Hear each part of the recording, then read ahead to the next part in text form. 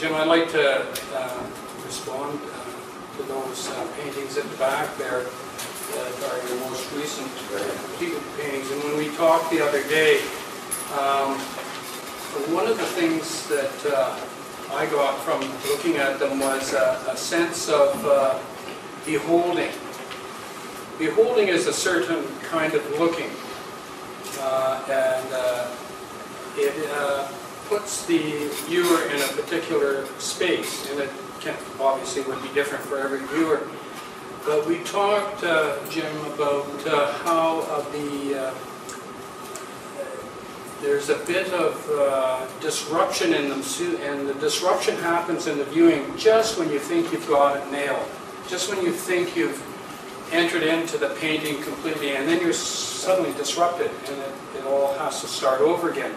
So it's kind of like a ritual of breathing in a way. You reach that moving into the painting, and you think you've found the whole thing, and then it's disrupted, often by a line cutting across a plane. It doesn't function like Hoffman's push-pull, the plane space, but it is continually being disrupted by this colored and drawn a line that moves through the space. And I wondered if you could talk more on that, Jim. That's a good point. And I think mainly the whole reason for that is that I'm trying to keep it interesting for myself when I'm painting. And if I do that, I have a better chance of making it interesting for the audience you're going to be looking at. And very often I find that things start to begin to become too packed, too set, too ready.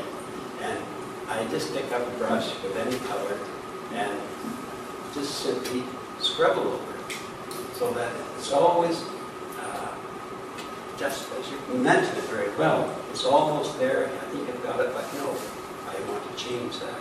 And that does a lot of things to the space as well. So I think that the reason I do it is because of my own dissatisfaction with what's happening in the painting. I have a question about those late ones as well. So, and my point of departure quote is actually this really great moment I had earlier in the week coming through the show. And there's two drawings in the other room, and I'm really delighted to see the drawings anyway. It unlocks so many things. It adds a teaching function to the whole show. But two of the drawings in the other are annotated, and the annotations to me were really poignant and then also very funny, you know. One said, and this was the pointed one, you know, what comes first, the narrative or simultaneously after the construction of the composition? That question, that's still on the table, fascinates me. The other one was the funny one, because it's so true to the painting situation, was there are two quotes, they're sort of elegant quotes, they feel like they're from the Song of Solomon or something in the Old Testament, I'm not sure. One says, your eyes 1,000 years, and the other one says, I will lay waste to this valley and everything in it. And down at the bottom, in a different hand, you know, later in pencil, it just says, apply to still life.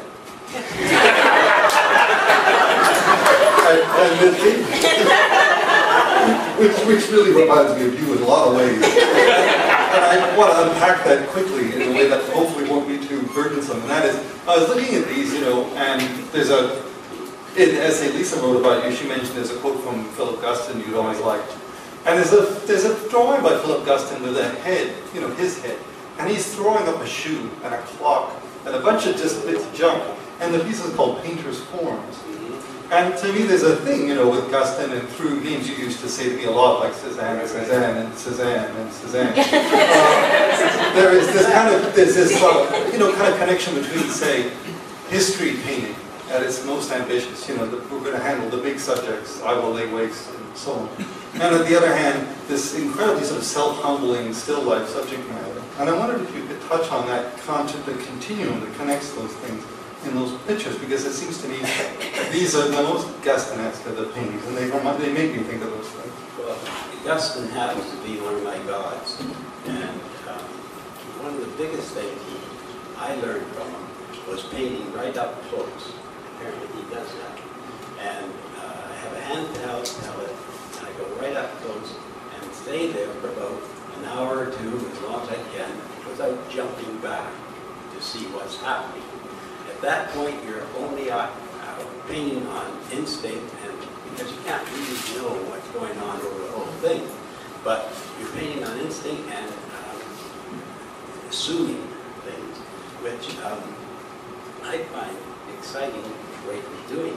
And hitting upon the drawings is a good point at this stage, because drawings have always played a very, very important part in what I do.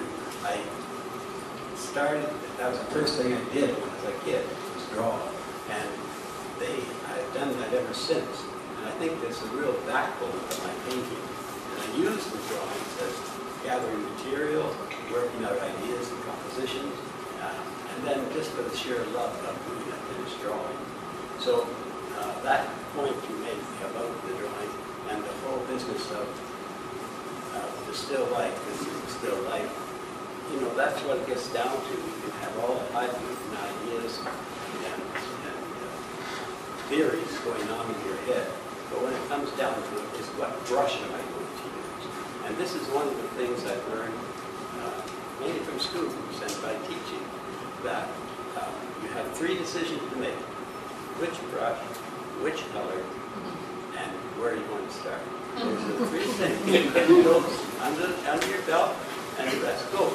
And by painting right up there, rather than bouncing back every once in a while, and he puts it the fact that even the fact of going from a palette over on the table here to the painting itself is a disruption.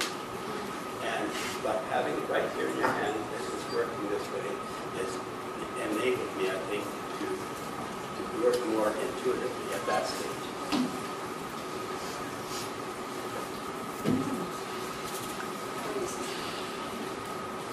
Jim, I've always admired you as a colorist, and I think the show attests to the fact of your ability with color. Going back again to these other paintings that seem, of all your work to me, at least, most unified in the ability to put that disruption, that continuous change before the viewer, to challenge the viewer to look again.